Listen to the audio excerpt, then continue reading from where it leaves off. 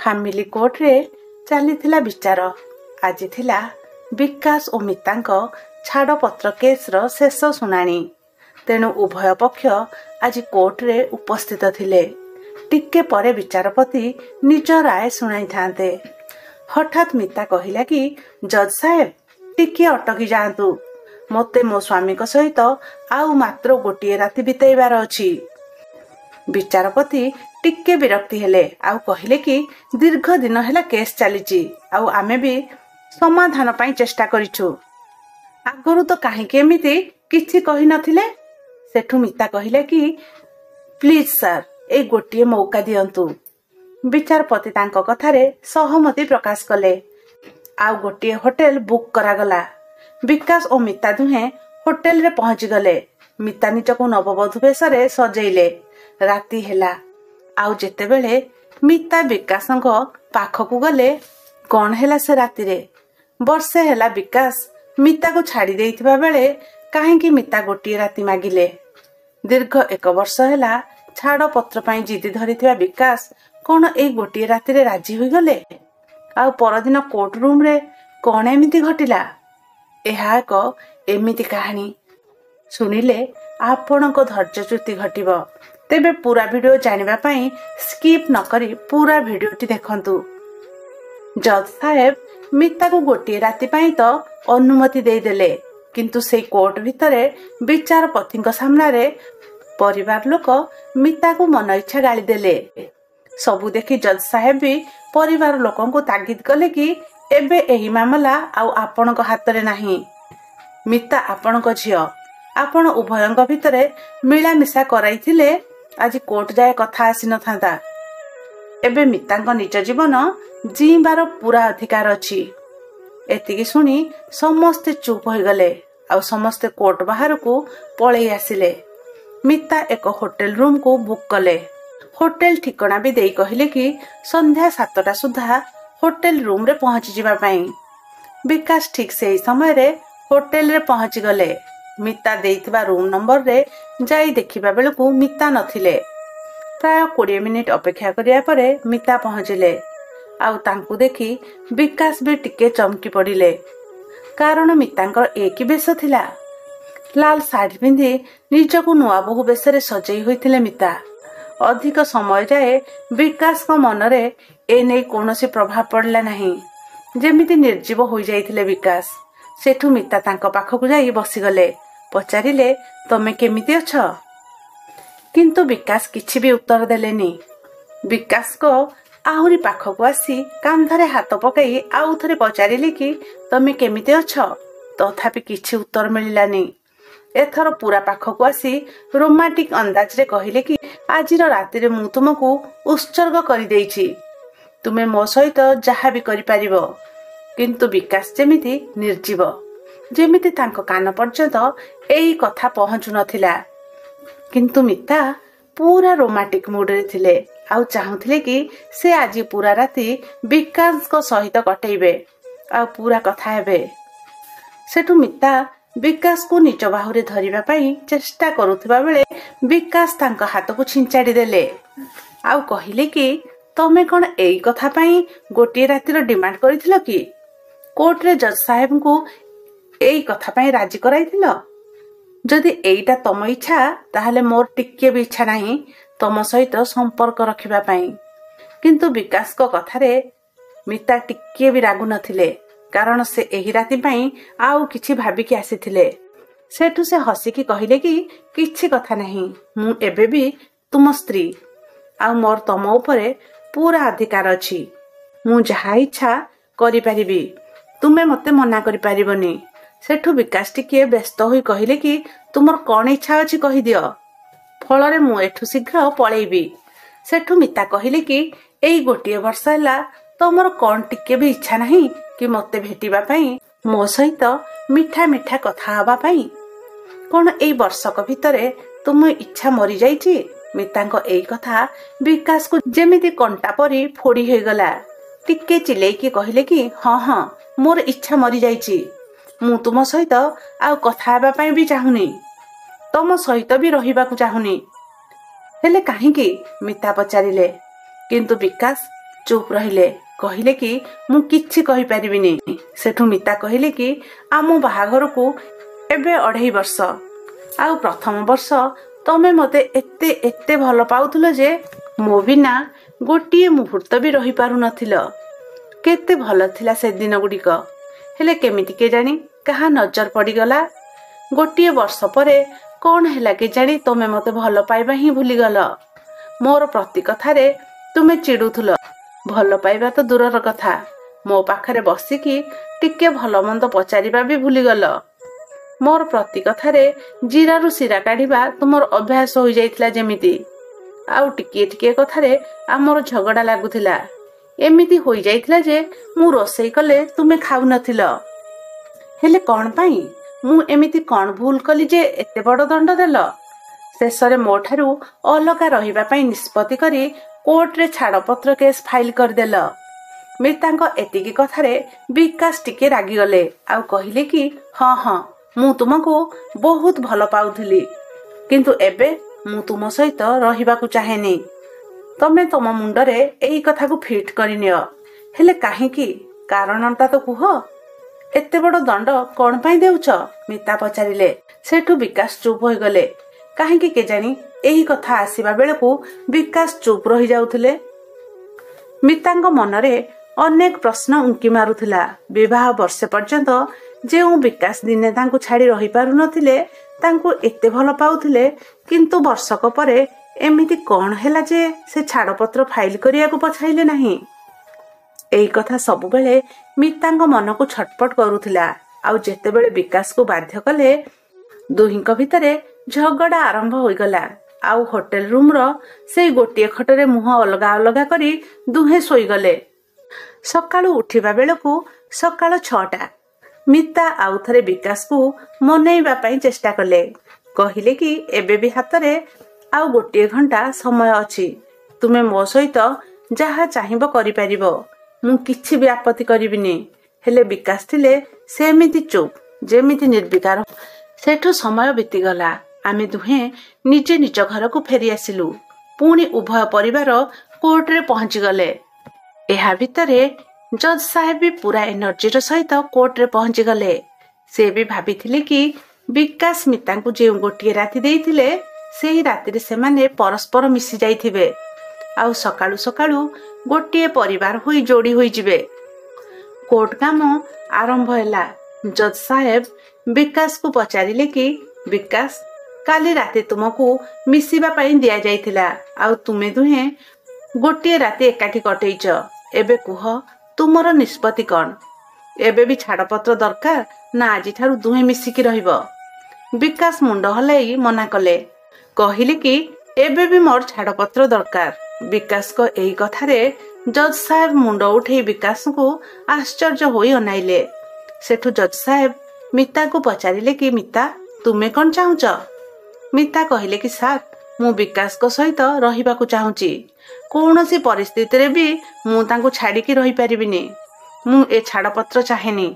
ସେଠୁ ଜଜ୍ ସାହେବ ଚୁପ୍ ହୋଇଗଲେ। ଆଉ କିଛି ସମୟ ପରେ ଶେଷ ନିଷ୍ପତ୍ତି ଶୁଣେଇବାର ସମୟ ଆସିଲା। ପେପର ଉପରେ ସେହି ନିଷ୍ପତ୍ତି ଲେଖିବାକୁ ଯାଉଥିଲେ ଜଜ୍ ସାହେବ। ହଠାତ୍ ବିକାଶ କହିଲେ କି ରହିଯାଆନ୍ତୁ ଜଜ୍ ସାହେବ, ଆଉ ଅନ୍ୟାୟ ହେବାକୁ ଦିଅନ୍ତୁନି। ଆଶ୍ଚର୍ଯ୍ୟ ହୋଇ ପଚାରିଲେ ଜଜ୍ ସାହେବ। କ'ଣ କହୁଛ ବିକାଶ? ହଁ ସାର୍, ଆପଣ ନିଷ୍ପତ୍ତି ସେଇଠି ଥାଉ। ମୁଁ ଆଉ ପାରୁନି। ଆଉ ଅବିଚାର କରିପାରିବିନି, ଆଉ ଅନ୍ୟାୟ କରିପାରିବିନି, ଆଉ ଅଧର୍ମ କରିପାରିବିନି। ନହେଲେ ଉପରକୁ ଯିବା ପରେ ଉପରବାଲାକୁ କ'ଣ ଜବାବ ଦେବି? କହିକି ଭୋ ଭୋ ହୋଇ କାନ୍ଦିବା ସହିତ ଆଣ୍ଠୁ ମାଡ଼ି ତଳେ ବସିଗଲେ। ଆଉ ବିକାଶଙ୍କ ଏମିତି ରୂପ ଦେଖିକି ସମସ୍ତେ ଆଶ୍ଚର୍ଯ୍ୟ ହୋଇ ଛିଡ଼ା ହୋଇଗଲେ। କେହି ବି ବୁଝିପାରୁନଥିଲେ କି ବିକାଶ କ'ଣ କହୁଛନ୍ତି। ସାଙ୍ଗେ ସାଙ୍ଗେ ମିତା ବିକାଶ ପାଖକୁ ଦୌଡ଼ି ଆସି କୁଣ୍ଢେଇ ପକେଇଲେ। ଆଉ ଆଶ୍ଚର୍ଯ୍ୟ ହୋଇ ପଚାରିଲେ କି ତୁମର କ'ଣ ହେଲା ବିକାଶ? କାଲିଠୁ ପଚାରି ଚାଲିଛି, କିଛି ବି କହୁନ। ଆଉ ଆଜି ଏମିତି ପିଲାଙ୍କ ପରି କାନ୍ଦୁଛ? କ'ଣ ହୋଇଛି କୁହ ପ୍ଲିଜ୍। ଆଟଲିଷ୍ଟ ଏଇଟା ଆମ ଭିତରେ ଶେଷ ଦେଖା ଭାବିକି ତ କହିଦିଅ। ଜାଣିଛି ମୁଁ ତୁମକୁ ବହୁତ ବହୁତ ଭଲ ପାଏ। ତୁମେ ବି ମୋତେ ବହୁତ ଭଲ ପାଅ। ଆଉ ମୁଁ ଜାଣିଛି ଯେ ମୁଁ ତୁମକୁ ବହୁତ ହଇରାଣ କରିଛି, ପ୍ରତି କଥାରେ ତୁମକୁ ବାଧ୍ୟ କରିଛି। ହେଲେ ଆଉ ତ ତୁମକୁ ପ୍ରତି କଥାରେ ବାଧ୍ୟ କରିବିନି କି ପ୍ରତି କଥାରେ ହଇରାଣ କରିବିନି। ତୁମକୁ ଆଉ ମୋ ନଖରାମି ସହିବାକୁ ବି ପଡ଼ିବନି। ଏବେ ତ କହିଦିଅ, ଆଉ ପୁଣି ଉପରବାଲା କଥା କାହିଁକି କହିଲ? ମିତାଙ୍କ ଏଇ ଅଭିମାନ ଭରା 2 ଶବ୍ଦରେ ବିକାଶଙ୍କ ଯେମିତି ଛାତି ଫାଟିଗଲା। ଆଉ ସହିପାରିଲେନି। ଭୋ ଭୋ ହୋଇ ପୁଣି ଥରେ କାନ୍ଦିଲେ। କହିଲେ, ମିତା, ମୋ ପାଖରେ ବୋଧେ ଆଉ ବେଶୀ ସମୟ ନାହିଁ। ମିତା ଆଶ୍ଚର୍ଯ୍ୟ ହୋଇ ଧୈର୍ଯ୍ୟ ହରା ହୋଇ ପଚାରିଲେ, ଏ କ'ଣ କହୁଛ ତମେ? କ'ଣ ହେଇଛି ତୁମର? ସେଠୁ ବିକାଶ କହିଲେ କି, ହଁ ମିତା, ମୋର ବ୍ଲଡ୍ କ୍ୟାନ୍ସର 2nd ଷ୍ଟେଜ୍। ଡାକ୍ତର ବି କହିଛନ୍ତି କି ଯଦି ଉନ୍ନତ ଚିକିତ୍ସା ନ ମିଳେ ତାହେଲେ ଅତି ବେଶୀରେ ଆଉ 2 ବର୍ଷ ମୁଁ ବଞ୍ଚିବି। ବିକାଶଙ୍କ ଏଇ କଥାରେ ଯେମିତି ମିତାଙ୍କ ଉପରେ ଚଡ଼କ ପଡ଼ିଗଲା। ଯେମିତି ତାଙ୍କ ପାଦ ତଳୁ ମାଟି ଖସିଗଲା ପରି ଲାଗିଲା। ମୁଣ୍ଡ ବୁଲେଇ ଦେଲା। ଦୁମ୍କିନା ତଳେ ବସି ପଡ଼ିଲେ। ସମସ୍ତେ ମିତାଙ୍କ ପାଖକୁ ଦୌଡ଼ିଲେ। ମୁହଁରେ ପାଣି ଛିଞ୍ଚିବା ସହିତ ପାଣି ପିଆଇଲେ। ଟିକିଏ ଭଲ ଲାଗିବା ପରେ ପଚାରିଲେ କି, ଏସବୁ କେବେଠୁ ଜାଣିଲ? ଆଉ ମୋତେ କାହିଁକି କହିନଥିଲ? ସେଠୁ ବିକାଶ କହିଲେ କି, ଆମ ବିବାହର 1 ବର୍ଷ ଦିନେ ଅଫିସରେ ମୁଣ୍ଡ ବୁଲେଇ ଦେଲା। ଆଉ ମୁଁ ତଳେ ପଡ଼ିଗଲି। ସମସ୍ତେ ମୋତେ ନେଇ ଚେୟାରରେ ବସେଇ ପାଣି ପିଆଇଲେ। ଆଉ ଟିକିଏ ସମୟ ପରେ ଡାକ୍ତରଙ୍କ ପାଖକୁ ନେଇଗଲେ। ପରୀକ୍ଷା ନିରୀକ୍ଷା ପରେ ଡାକ୍ତର ଔଷଧ ଲେଖିକି ମୋତେ ପଠେଇ ଦେଲେ। ଆଉ ଘରେ ଆସି ତୁମକୁ ବି ସେଇ କଥା କହିଥିଲି। ତମେ ବି ମୋତେ ଜଗି ଜଗି ସବୁ ଔଷଧ ଖୁଆଉଥିଲ। ହେଲେ ମୁଁ ଜାଣିନଥିଲି କି ମୋ ଦେହରେ ଆଉ କିଛି ବଢୁଥିଲା। ଏମିତି ତ 7 ଦିନରେ ଔଷଧ ସରିଯାଉଥିଲା। ଭାବିଥିଲି କି ମୁଣ୍ଡ ଯେଉଁଥିପାଇଁ ବୁଲେଇ ଦେଲା ଭଲ ହୋଇଯାଇଥିବ ବୋଲି। କିନ୍ତୁ ପାଖାପାଖି 1 ମାସ ପରେ ଆଉ ଦିନେ ଅଫିସରେ ବସିଥିବା ବେଳେ ସମାନ ଢଙ୍ଗରେ ମୁଣ୍ଡ ବୁଲେଇଲା। ଆଉ ମୁଁ ତଳେ ପଡ଼ିଗଲି। ପୁଣି ମୋତେ ଡାକ୍ତରଙ୍କ ପାଖକୁ ନିଆଗଲା। ଆଉ ଡାକ୍ତର ଟିକିନିଖି ପରୀକ୍ଷା କଲେ। ଆଉ 7 ଦିନ ପରେ ଆସି ପୁଣି ଦେଖା କରିବାକୁ କୁହାଗଲା। ଅଳ୍ପ କିଛି ଔଷଧ ନେଇ ପଳେଇ ଆସିଲି। ଆଉ 7 ଦିନ ପରେ ଯେତେବେଳେ ଡାକ୍ତରଙ୍କ ପାଖକୁ ସେ ରିପୋର୍ଟ ଆଣିବାକୁ ଗଲି, ଡାକ୍ତର ଯାହା କହିଲେ ଶୁଣିକି ମୋ ମୁଣ୍ଡ ପୁଣି ଘୁରେଇ ଦେଲା। ପାଦ ତଳୁ ଯେମିତି ମାଟି ଖସିଗଲା ପରି ଲାଗିଲା। କାରଣ ଡାକ୍ତର କହିଲେ କି ମୋର ବ୍ଲଡ୍ କ୍ୟାନ୍ସର ହୋଇଛି। ଆଉ ସେଇଟା 2nd ଷ୍ଟେଜରେ ପହଞ୍ଚି ସାରିଲାଣି। କ୍ୟାନ୍ସର କଥା ଶୁଣିକି ମୋର ହାଲକା ଶୁଖିଗଲା। ଯେବେ ପଚାରିଲି କି ଡାକ୍ତର କହିଲେ ଯେ ଯଦି ଉନ୍ନତ ଆଉ ସଠିକ୍ ଚିକିତ୍ସା ମିଳେ ତାହେଲେ ରୋଗ ଭଲ ହେବାର ଚାନ୍ସ ରହିଛି। ଆଉ ସେଥିପାଇଁ ପୁରା 30ରୁ 40 ଲକ୍ଷ ଟଙ୍କା ଦରକାର। ଶୁଣିକି ମୁଁ ଚମକି ପଡ଼ିଲି। କାରଣ ମୋ ପାଖରେ ବି ଏତେ ଟଙ୍କା ନଥିଲା। ଆଉ ଘର ବାଡ଼ି ବିକିଲେ ବି ଅତି ବେଶୀରେ 10 ଲକ୍ଷ ଟଙ୍କା ହେବ। ଡାକ୍ତରଙ୍କ ପାଖରୁ ପଳେଇ ଆସିଲି। ଘରେ ପହଞ୍ଚିବା ପରେ ତମେ ଯେତେ ପଚାରିଲେ ବି ମୁଁ ତୁମକୁ ସତ କଥା କହିଲିନି। ତୁମକୁ କହିଦେଇଥିଲି କି ହଁ ରିପୋର୍ଟ ଭଲ ଅଛି। ଆଉ 2 ମାସ ଔଷଧ ଖାଇବା ପରେ ଭଲ ହୋଇଯିବ। ଡାକ୍ତର କହିଲେ କି ଦୁର୍ବଳତାରୁ ଏମିତି ହୋଇଛି ବୋଲି। ତୁମେ ବିଶ୍ୱାସ କରି ନେଇଥିଲ। 1 ସପ୍ତାହ ମୁଁ ଠିକ୍ରେ ଶୋଇପାରି ନଥିଲି। ତମେ ଶୋଇଯିବା ପରେ ତମ ମୁହଁକୁ ଚାହିଁ ଚାହିଁ ବହୁତ କାନ୍ଦୁଥିଲି। କାରଣ ମୁଁ ତୁମକୁ ଏତେ ଭଲ ପାଉଥିଲି ଯେ ଛାଡ଼ିକି ରହିବା ମୋ ପାଖରେ ସମ୍ଭବ ନଥିଲା। ହେଲେ ମୋ ପାଖରେ ଆଉ କିଛି ବି ଉପାୟ ନଥିଲା। ଚିକିତ୍ସା କରିବାକୁ ନା ଟଙ୍କା ଥିଲା ନା ଆଉ କେଉଁଠୁ ଟଙ୍କା ଆଣିବାର ସାଧନା ଥିଲା। ତେଣୁ ମୃତ୍ୟୁ ନିଶ୍ଚୟ ବୋଲି ମୁଁ ଧରି ନେଇଥିଲି। ତେଣୁ ତୁମକୁ ଦୂରେଇବାକୁ ବାଟ ଖୋଜିଲି। ବହୁତ ଚିନ୍ତା କରିବା ପରେ ଛାଡ଼ପତ୍ରକୁ ଶେଷ ଉପାୟ ବୋଲି ଧରିନେଲି। କାରଣ ତୁମେ ମୋତେ ଏତେ ଭଲ ପାଉଥିଲ ଯେ ଆଉ ଯାହା ବି କରିଥିଲେ ତୁମେ ମୋତେ ଛାଡ଼ିକି ଯାଇନଥାନ୍ତ। ଆଉ ମୁଁ ଚାହୁଁନଥିଲି କି ଯେ ମୋ ପାଇଁ ତୁମ ଜୀବନ ନଷ୍ଟ ହେଉ ବୋଲି। ସେଇଥିପାଇଁ ମୁଁ ତୁମଠାରୁ ନିଜକୁ ଦୂରେଇବା ପାଇଁ ଚେଷ୍ଟା ଆରମ୍ଭ କରିଦେଲି। ସେଥିପାଇଁ ପ୍ରତି ସମୟରେ ତୁମ ଉପରେ ଚିଡ଼ି ହେଉଥିଲି। ପ୍ରତି ସମୟରେ ତୁମ ଉପରେ ରାଗୁଥିଲି। ଆଉ ରାଗିକି ତୁମକୁ ଘରୁ ବାହାରି ଯିବା ପାଇଁ କହୁଥିଲି। ହେଲେ ତମେ ଏତେ ଭଲ ଥିଲ ଯେ ମୋତେ ଛାଡ଼ିକି ଯିବା ପାଇଁ ନା ହିଁ ନେଉନଥିଲ। ମୁଁ ଯେମିତି ତମ ପାଇଁ ଭଗବାନ ପାଲଟି ଯାଇଥିଲି। ଆମେ ମଧ୍ୟବିତ୍ତ ଶ୍ରେଣୀର ଲୋକ। ମୋ ପାଖରେ ଲକ୍ଷ ଲକ୍ଷ ଟଙ୍କା ନାହିଁ ଯେ ମୋର ଚିକିତ୍ସା କରେଇ ପାରିବି। ଯଦି ବି ଘର ବାଡ଼ି ବିକିକି ଟଙ୍କା ଖର୍ଚ୍ଚ କରେ ତାହେଲେ ମୋ ପରିବାର ଭାସିଯିବ। ହେଲେ ମୁଁ ଆଉ ପାରୁନି। ସେଥିପାଇଁ ମୁଁ ମୋର ଯାହାବି ସମ୍ପତ୍ତି ତୁମ ନାଁରେ କରିଦେଇ ଏ ଛାଡ଼ପତ୍ର କେସ୍ ଫାଇଲ୍ କରିଥିଲି।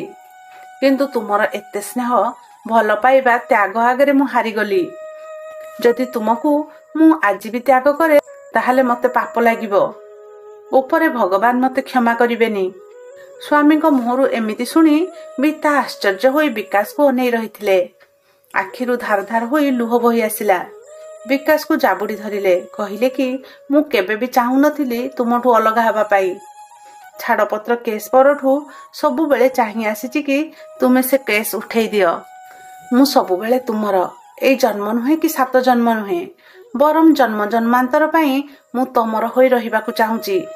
ଆଉ ଏଇ ଛାର ରୋଗଟା ପାଇଁ ତୁମେ ମତେ ତୁମଠାରୁ ଦୂରେଇ ଦେଉଥିଲ। ତୁମେ ଜମା ବି କାନ୍ଦନି କି ବ୍ୟସ୍ତ ହୁଅନି। ଆମେ ମିଶିକି ଏ ରୋଗ ସହିତ ଲଢ଼ିବା। ଦେଖିବା ଦିନେ ସେ ରୋଗ ବି ତୁମକୁ ଛାଡ଼ିକି ପଳେଇବ। ମିତାଙ୍କ ଏଇ ପଦେ କଥା ବିକାଶକୁ ଯେମିତି 1000 ହାତୀର ବଳ ଦେଲା। ସେ ଉଠି ଛିଡ଼ା ହୋଇଗଲେ। ହେଲେ ମିତାଙ୍କ ପରିବାର ଲୋକ ମିତାକୁ ପାଟି କରିବା ଆରମ୍ଭ କରିଦେଲେ। ତୁ ଜାଣିକି ବି ବିକାଶ ସହିତ ରହିବାକୁ ଚାହୁଁଛୁ, ଯାହା ପାଖରେ ବଞ୍ଚିବା ପାଇଁ ଆଉ ସମୟ ନାହିଁ? ତାଙ୍କ ସାଥିରେ ଜୀବନ ବିତାଇବା ପାଇଁ କହୁଛୁ? ମିତା କହିଲା କି ହଁ, ଜାଣିକି ବି ମୁଁ ତାଙ୍କ ସହିତ ରହିବାକୁ ଚାହୁଁଛି।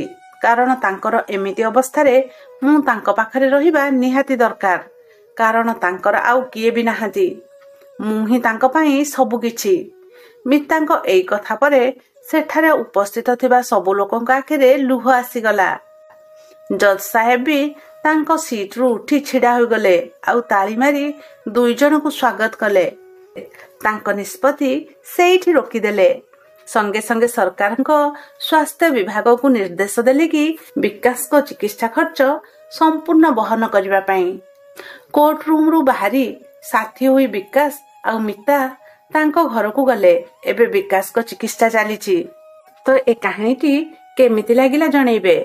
ଆଜିର ଦୁନିଆ ଯେଉଁଠି ସ୍ୱାମୀ ସ୍ତ୍ରୀ ଟିକିଏ ଟିକିଏ କଥାରେ ଅଲଗା ହୋଇଯାଉଛନ୍ତି, ସେଠି ରାକେଶ ଆଉ ମିତାଙ୍କ ଏତେ ଭଲ ପାଇବାକୁ ନେଇ କ'ଣ କହିବେ? କମେଣ୍ଟ ବକ୍ସରେ ଆପଣଙ୍କ ମତ ଦେବେ। ଭିଡ଼ିଓ ଭଲ ଲାଗିଥିଲେ ଲାଇକ୍ ସେୟାର କରିବା ସହିତ ଚ୍ୟାନେଲକୁ ସବସ୍କ୍ରାଇବ୍ କରିଦେବେ।